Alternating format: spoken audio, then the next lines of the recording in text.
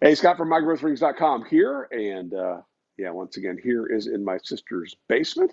We've got a snowstorm here in North Carolina, which is exciting. Having moved here from Ohio 22 years ago, I really miss snow. However, I do not like freezing rain, and that is also predicted. But anyway, hey, welcome back. It's been a little bit of a hiatus as we've been trying to get our home moved and theoretically getting the shop moved. That hasn't happened yet. So I missed the follow-up to the video on the push blocks, basically kind of a shootout between some push blocks that have come to the market to compete with the Grr-Ripper. If you haven't seen that video, of course, I'll link it down below in what I'm going to now start calling the shop notes. So shop notes down below. You'll find links to things as well, but for sure, go back and watch that video. But the products that we were using here was the Grr-Ripper, a brand new uh, upgraded version of a push block from Miles Craft. Again, I want to say Mills Craft, Miles Craft, that they call the Grabber Pro. They've had a couple push blocks under the brand name Grabber for a while now, but this is a new one now that some of the patents have expired from the Ripper. Also, this fellow right here, which is the Delmar push block. In that video, I showed you how it worked and said that we would do the follow-up answering your questions, comments, and cheap shots, and that's what we're here to do today. I also mentioned that we would take a dive into the patents. I haven't had a chance to do that, at least not to record it and share it. We'll do that in a separate video. Let's jump right to your questions. Chad says, Scott, it seems to me that you were more comfortable using the Miles Craft push block. Could it have been the angled handle? As you mentioned, the angled handle of the Miles Craft is very similar to the Shopsmith push block, which would be a big selling feature to me. Yeah, the Shopsmith push block, as I mentioned, that I'm very comfortable with, has an angle that is I'm holding on and pushing against my stock. I can have that angled down towards the fence, so it helps me keep that against the fence. And I think Chad is absolutely onto something, that angle is exactly what I like. And it is positioned so that I'm pushing against the fence, and this outrigger then is exactly where I would want it to be. So yeah, I do like that about that. Great observation, Chad. Tom from Woodshop Nerdery asked the question. By the way, Tom, Chad, both of them channel members. Thank you guys for your support. Tom asked that on the Milescraft Grabber Pro, what is the bar on which the middle leg slides on made of? It appears to be metal, and if aluminum, that could be okay for carbide blades, should the blade be set too high, and is the bar replaceable? Okay, yeah, very good observations. You can see the metal bar here and here, and the way that this works is there's a knob here that's threaded into that metal bar. And as you tighten that, you're pulling the bar to this direction and this direction, and that clamps everything. And I mean, it clamps it very firmly in place. Um, there's no movement. But what is that made of? I don't know. Let's see if we can get a magnet to stick to it. It is absolutely made of aluminum, which is good. Is it replaceable? Yeah, I have no idea if it's replaceable. Um, let's check out the manual real fast. Oh yeah, came with an extra thin support. In the parts list, they don't call out that metal bar. Oh wait, oh yeah, they do over here on this side. And that is part number 7, leg adjustment rods. It's got a part number and everything. And it says replacement parts. So yeah, they're available somewhere.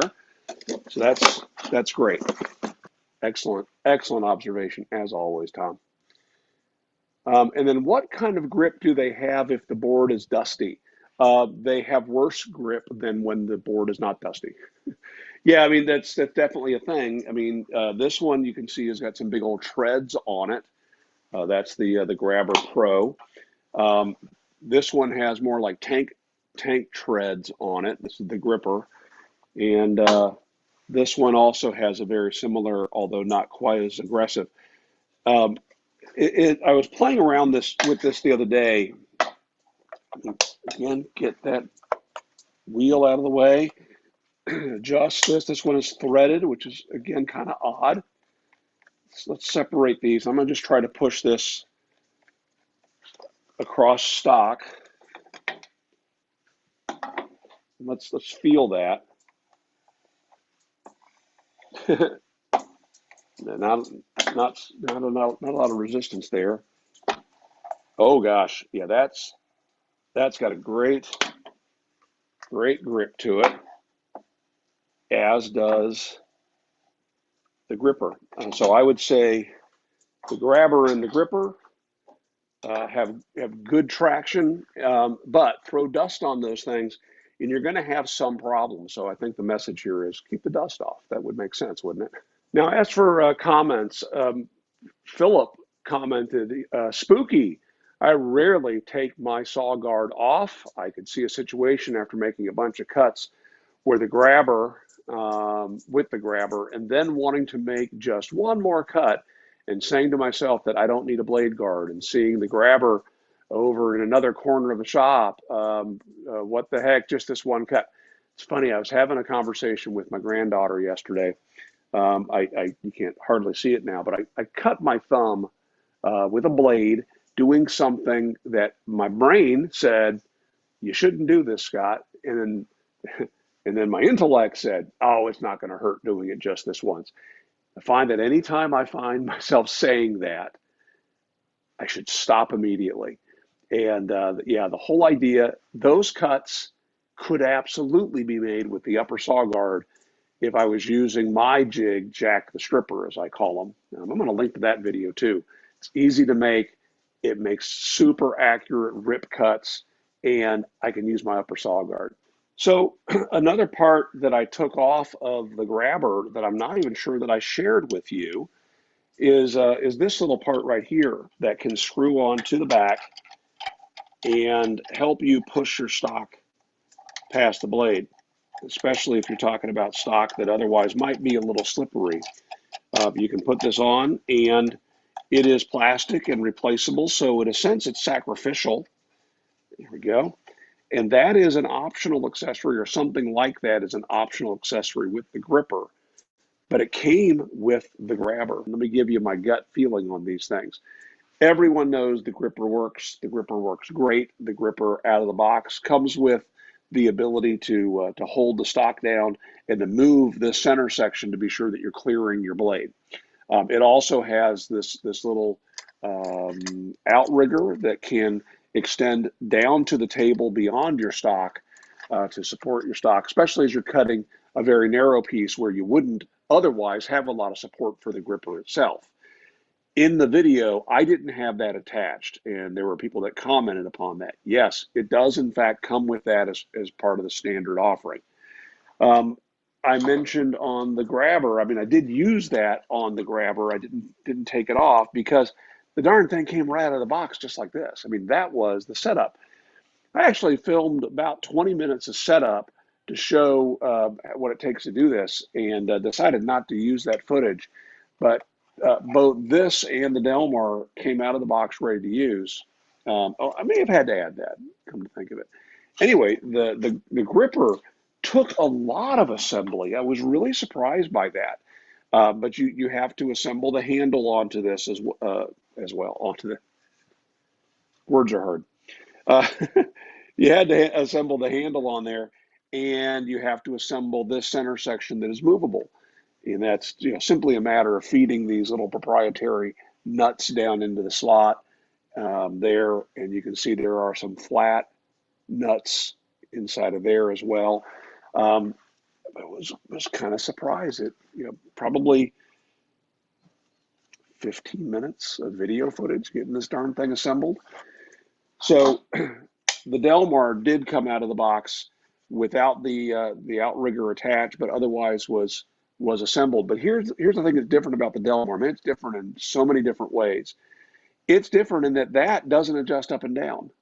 So it's not there to perform the same function as it is on the Gripper and the Grabber Pro.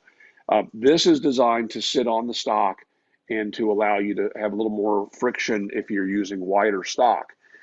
This little wheel is the outrigger on this. And so this is the part that extends beyond your stock and is supposed to help to keep this thing stable. I had a problem with this. And part of the problem in the performance that I had was because of this. What happened was I set this down on my stock. I lowered this down to the table, and I am now confident in retrospect that I went one click. You can see you push this in, and it kind of clicks into different spots. I went one click extended too far, so it was sitting on the stock and raised up slightly. I think maybe it was the other way around. Maybe it was low because this would have been the piece that was against the fence. I think that's it. Anyway, that's kind of finicky. And relying upon that to keep this in contact with the wood, I think is not a good price. So let me wrap up my thoughts on this, and then we'll get to that video on the patents at, maybe later this week.